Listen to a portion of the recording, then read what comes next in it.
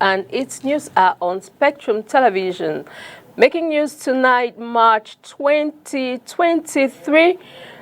The parliamentary session for the year 2023 will kickstart on March. Olivier Buzike will be giving us more details on this report. And plus, Tinubu Ahmed Bola has been voted in as the new president of the Federal Republic of Nigeria, an outcome that Nigerians based in the economic capital city, Douala, weren't expecting. Oniladonet has spoken with some of them and put together their reactions in the following newscast. We'll be bringing these reactions to you in a moment. Good evening, ladies and gentlemen. Always a pleasure being with you on the 8 p.m. Bilingual Primetime Newscast on Spectrum Television. As you all know, I'm not alone. I'm with Makeda Lidi Newton, and we'll start in the French language. Good evening, Makeda Lidi. Bonsoir Christelle Asexuele, mesdames, messieurs. Bonsoir, nous le disions dans les titres. Le 3 mars prochain s'ouvre au Parlement la session du mois de mars 2023, une session qui intervient notamment dans un contexte marqué par l'élection sénatoriale prévue le 12 mars, l'augmentation de la vie chère en passant par la lutte contre la corruption. Ce sont donc autant de défis qui interpellent les élus de la nation. Enjeu de cette session du mois de mars avec vous, Olivier Buzike à Yaoundé. Dans quelques heures, la première session ordinaire de l'année législative 2023 sera ouverte. Comme de tradition, cette session de mars sera globalement consacrée au renouvellement des bureaux des deux chambres. L'on annonce dans les couloirs du Parlement une reconduction des deux présidents. Kavayegui à l'Assemblée nationale, Marcel Niato au Sénat. Ici, c'est toute la chambre qui sera renouvelée. Certains visages quitteront la scène, d'autres entreront à la faveur des élections sénatoriales du 12 mars prochain. Ils auront la lourde charge de poursuivre les travaux qui seront effectués depuis quelques années dans le cadre du contrôle de l'action gouvernementale. Dans ce sens, plusieurs dossiers brûlants interpellent les parlementaires, entre autres le recul inquiétant des droits de l'homme, la liberté de manifestation, d'expression, la lutte contre la corruption. L'on en saura un peu plus sur la mise en œuvre d'une loi anticorruption dont les travaux ont démarré en 2022. S'agissant de l'amélioration du quotidien des populations, la résolution de la crise sécuritaire au nord-ouest et au sud-ouest demeure d'une part l'un des grands défis du Parlement. Aucun débat n'a été ouvert depuis 2016 sur la question, malgré les multiples réclamations de certains députés. D'autre part, l'augmentation du coût de la vie pourra constituer l'un des sujets évoqués en plénière. 2023 marque en effet l'année d'implémentation de plusieurs réformes qui fâchent. Timbre fiscal, vignette auto, carburant, électricité, dont les prix ont connu des flambées sans incidence sur les revenus des travailleurs. La représentation nationale pourra en outre se pencher sur l'état de mise en œuvre de la SND 30 qui envisage industrialiser l'économie camerounaise, favoriser la réalisation de certains projets de développement, notamment la couverture santé universelle, la construction des routes, etc. Les 30 prochains jours s'annoncent ainsi chargés au Parlement entre élections, débats, plénières, examens et adoption éventuelle de nouveaux projets de loi.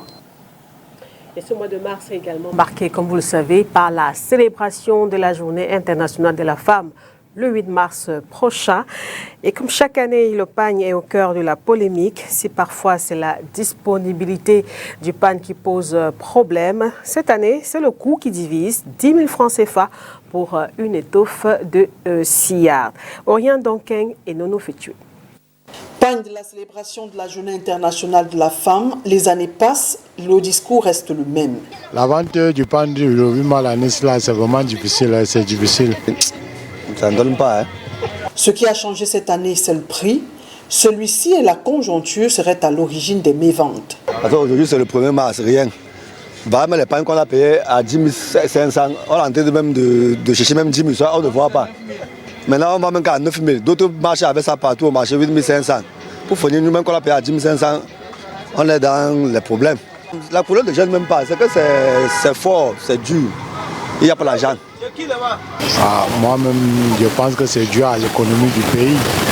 Tout a augmenté au pays. Et au fur et à mesure que le temps passe, les dames ne s'intéressent plus encore au 8 mars. Pour cette commerçante, c'est une mauvaise stratégie du fournisseur qui n'aurait pas dû mettre autant de pagne en circulation. Comme nous le faisons, ça dure mon frère. Les pains sont versés. Normalement, les pains, là, on devait les laisser. On vient acheter les pains chez nous. Et verser les pains dehors, on va les pains dehors plein. Toutefois, il n'y a pas de quoi faire un plat. Les prix sont en fonction du modèle choisi. C'est quand même abordable. Non, pas encore, je suis en train de chercher. Et on vous taxe à combien le pain? Il y a les 8500, il y a les 12 000. Ça dépend de la couture. À défaut d'avoir un pagne, vous avez l'option t-shirt. Ça essaie quand même de sortir, puisque déjà, je parviens à vendre quand même quelques pièces par jour. J'espère que ça ira, puisque ça fait, il y a de cela 15 ans, comme je fais dans cela. Bref, c'est 3000, 3500, mais quand vous prenez beaucoup, je peux faire une réduction. Marché des femmes dans le 2e arrondissement de la ville de Douala, à quelques jours de la célébration du 8 mars, Pagne cherche acheteuses. Quittons la ville de Douala pour nous rendre du côté d'Edea dans la Sanaga maritime. Là-bas, la mairie s'attaque à l'affichage public. Une brigade de répression des affiches illicites est sur le terrain. Celle-ci doit notamment s'assurer du respect de la réglementation en vigueur. Oriane Donken, une fois de plus.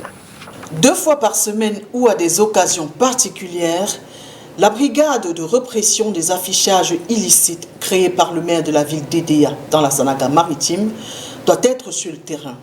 Objectif, contrôler la communication de masse, c'est-à-dire l'affichage et autres banderoles. Ces dernières sont en effet soumises à l'autorisation préalable du maire de la ville, une autorisation qui se fait dans le cadre des formalités encadrées par les délibérations, les contrats ou agréments en vigueur. Les équipes de la brigade vont donc s'assurer que les espaces publicitaires et poteaux pour la pose des banderoles se font dans le respect de la réglementation. Au cas contraire, ceux-ci vont procéder à la mise en fourrière des supports et affiches incriminés. La brigade, déjà sur le terrain, doit dresser un procès verbal au maire 24 heures après chaque opération. We now talk culture in this newscast. The Cameroonian artist Mr. Leo and the Canadian High Commission in Cameroon have spoken to men and women of the press today in Yaoundé with the aim to clarify the benefits of the Lion Academy project for arts and entertainment, which is in progress of implementation.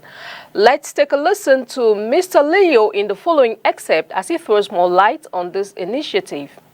Today we are here for the students of Lion Academy who have had a training session with us for months. And after the formation, it was time to show to the public what we have been doing behind the scenes. And today we're having a press conference to talk about tomorrow. And tomorrow, what's going to happen? Tomorrow we are organizing their show. I will be performing, but it's just to support them. But tomorrow, it's not about Mr. Leo, especially when it comes to the show. It's about the students of the academy. And every song you're going to see them perform was composed by them, using all the guidance we gave and all the formation. Every song you're going to listen to was composed by them. We did an album for them, a full album for them, that's getting ready right now in the studio. They've been rehearsing. So tomorrow they're going to perform their original songs. And of course, you listen to Muziki that we did together. I'll be performing that song with them. And I'll give you guys a short performance, of course, just, to warm up the place and, spread some love. And yeah, so tomorrow the idea is to put these guys on stage and then call onto the audience. And that's why the audience was strictly on invitation, because we needed to bring people who can be of some assistance to the candidates. So tomorrow is when they'll be meeting up, watching them perform, and then having their feedback, and who knows who might want to do what for who, and that's the magic that's going to happen. Cut long story short, I've been an artist myself. I come from the streets, I come from zero, and to be who I am today, I realize how much help I've had from other people. That's what motivated Lion Production, which is the record label. But the limitation with Lion Production is you can only take 1 or 2 for some 3, 4, 5 years. But if you really want to give back, and you really want to do it, in a large quantity, then the idea of the academy came. And this is my way of cutting that long route short for some of them. If it took me 7 years to understand the business, I think it's because there was no structures, that can see me through and make it 2 years. So that I have 5 extra years to become something more. So if it took me 7 years, it should not take every other person coming up 7 years.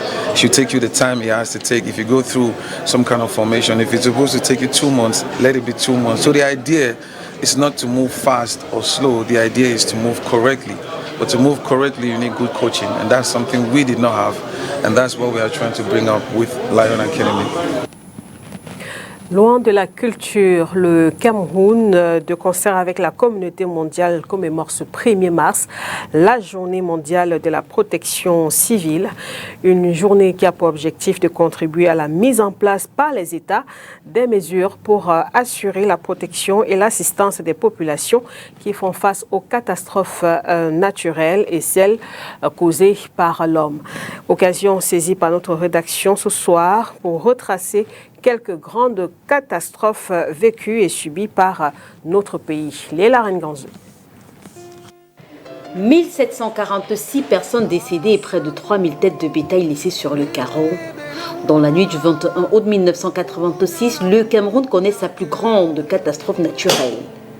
Une explosion de gaz dans le lac Nyos, perché à 1100 mètres d'altitude et formé sur le cratère d'un ancien volcan dans la région du nord-ouest, endeuille le pays. À l'époque, le gouvernement camerounais interdit aux survivants de revenir vivre aux abords du lieu du drame. Et pour éviter une nouvelle tragédie, une opération de dégazage du lac est menée. D'ailleurs, une équipe de scientifiques a installé des colonnes dans le lac avec pour vocation de contenir les jets de gaz qui en sortent. 12 ans plus tard, c'est à Yaoundé que se produit une autre catastrophe au lieu d'Insam SCDP. Un train faisant la manœuvre voit un de ses wagons pleins de carburant se détacher et aller cogner un autre wagon, laissant les contenus au sol. Pendant plusieurs heures, les populations riveraines se ravitaillent en carburant. L'impensable se produit lorsque le feu s'invite, transformant le lieu en un véritable brasier. Bilan officiel, 235 décès. Le chef de l'État prescrit 2 commissions d'enquête, administrative et judiciaire, enquêtes dont les résultats ne sont toujours pas connus du grand public. Après le centre, le littoral connaît sa part de catastrophes. Dans la nuit du 4 au 5 mai 2007, un vol de la compagnie Kenya Airways partant de Douala pour Nairobi au Kenya disparaît des radars quelques minutes seulement après le décollage. Des heures de recherche plus tard, l'épave de l'engin est retrouvée en Banga Pongo, une mangrove située à moins de 5 km du bout de la piste de l'aéroport international de Douala. 114 personnes, dont 34 Camerounais, périssent. Rendu en mai 2010, les résultats de l'enquête révèlent que l'équipage du vol a été victime d'une désorientation spatiale. Si le bilan de Banga Pongo est indiscutable, celui enregistré après la catastrophe des Eka le 21 octobre 2016 ne fait toujours pas l'unanimité.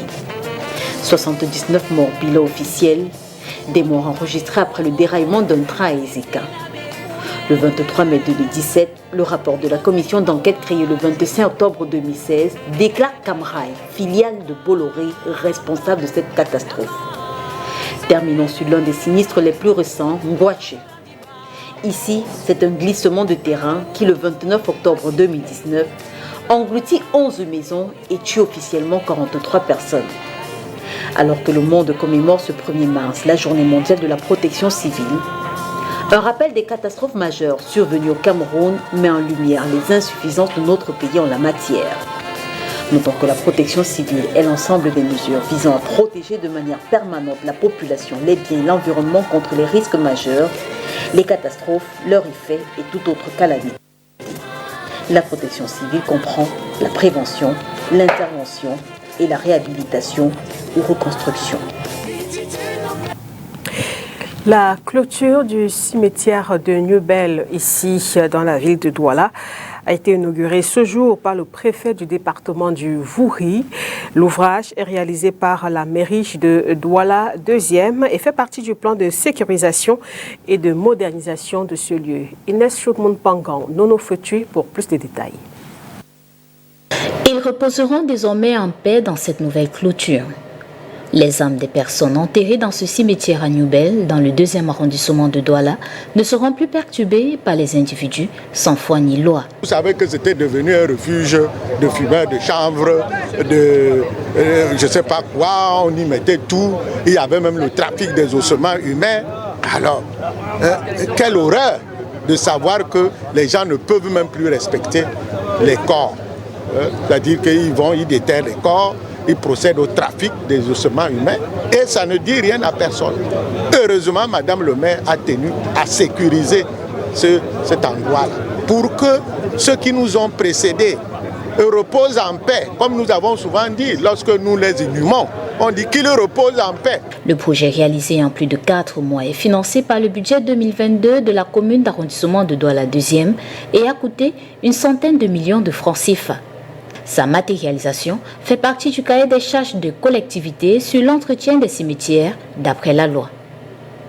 Au cours de cette cérémonie d'inauguration, ce 1er mars 2023, la mairie de Douala 2e présente des engins qui serviront à la pré-collecte des ordures ménagères dans cet arrondissement. Il s'agit de 10 tricycles. Celle de la pré-collecte des ordures ménagères. Et vous voyez, derrière moi, il y a déjà des tricycles qui vont s'occuper de cette tâche-là. Parce qu'on a toujours comme l'impression que c'est la communauté urbaine qui doit faire. Non, la loi a spécifié. La pré-collecte, c'est les communes d'arrondissement. Maintenant, le traitement des ordures, enlèvement et traitement, c'est la communauté urbaine. Et je crois que Madame le maire a bien compris. Les motos vont nous servir pendant la journée de la propriété. Ça va nous aider parce qu'il y a des moments où quand on travaille, Isaac ne vient pas tellement rapidement pour enlever les ordures. Donc les motos là sont pour nous servir, que bon, on les appelle de tel point on est en train de travailler pour qu'ils viennent nous aider à enlever les ordures. La sécurisation et la modernisation de ce cimetière ont été précédées quelques mois avant par le déguerpissement de plusieurs familles installées dans son enceinte. 70-year-old Tinubu Ahmed Bola has been voted in as the new president of the Federal Republic of Nigeria, although some Nigerians in the economic capital are not in favor of this. They weren't expecting this result. Onila Donet has spoken with some of them today, and she puts together their reactions in the following report. Let's take a listen. 70-year-old Bola Ahmed Tinubu has been declared winner of Nigeria's presidential election. The ex-governor of Lagos State's Progressive Congress Party received close to 8.8 million votes, defeating opposition Atiku Abubakar and third place Peter Obi. His win is highly contested by Nigerians based in the economic capital of Cameroon, Douala. Myself, I'm not really happy about the outcome of the election, in the Nigerian presidential election, because there's no way Tinubu could have won the election. You yourself, you can see from every indications, all the results were gotten from the social media and other places show that Labour Party won almost all the states in the federation. But we are surprised how the INEC turned everything upside down and gave it to Ahmed Tinubu. Others believe the Independent National Electoral Commission is yet to release the accurate results. We need the highest voters people, the result, the original result. We need the original result in Nigeria. When the original result they appeared, we will know who is the president in Nigeria. I cannot say that this one is the president or this one is the president. Atiku is president or Aswanju Tinubu is president or Peter Obi is president. What we need is let us follow the truth according to the way it's in Nigeria constitution. Announced as a new president till proven otherwise, these citizens can only hope their new leader will rectify the errors of his predecessors. I really want him to do if he can unite everybody together so that we can be one again, because our economy is, just if you see now, Nigeria is the capital, the poorest country in the world. So if he can bring back our economy so that things will be moving very well. When you look at everything now, you see that Nigeria are scattered all over the world. Nigeria are scattered all over the world. It is because of lack of management in the government. Economic crisis, intertribal conflict, Boko Haram insurgency are just some of the burning files to be tackled by the new government. Évidemment, cette élection au Nigeria remportée par Bola Tinubu est au menu de la page internationale de ce journal bilingue. Le Burkina Faso, pour sa part, dénonce un accord militaire de 1961 avec la France, au moment où le président français Emmanuel Macron entame justement une tournée en Afrique centrale. Le résumé de l'actualité africaine de ce 1er mars, c'est avec notre chaîne partenaire La Voix de l'Amérique. Au Nigeria, victoire de Bola Tinubu à la présidentielle. Le candidat du parti au pouvoir a été déclaré vainqueur aujourd'hui, 4 jours après un vote dont les résultats sont déjà contestés par l'opposition qui parle d'un simulacre d'élection exigeant son annulation immédiate et la tenue d'un nouveau scrutin. Le Burkina Faso a dénoncé un accord d'assistance militaire signé en 1961 avec la France. Le Burkina Faso donne un délai d'1 mois suivant la réception de ce courrier pour un départ définitif de tous les personnels français en service dans les administrations militaires burkinabées. Le président français entame aujourd'hui une tournée de 4 jours en Afrique centrale. Emmanuel Macron est attendu en fin d'après-midi à Libreville, la capitale du Gabon, première étape d'un périple qui le conduira ensuite en Angola, au Congo-Brazzaville et en RDC. M. Macron a appelé lundi à bâtir une nouvelle relation équilibrée, réciproque et responsable avec l'Afrique. La Tunisie appelle les ambassades dans le pays à ne pas s'immiscer dans ses affaires intérieures après des informations sur des rencontres que des personnalités récemment arrêtées auraient eues avec des diplomates occidentaux.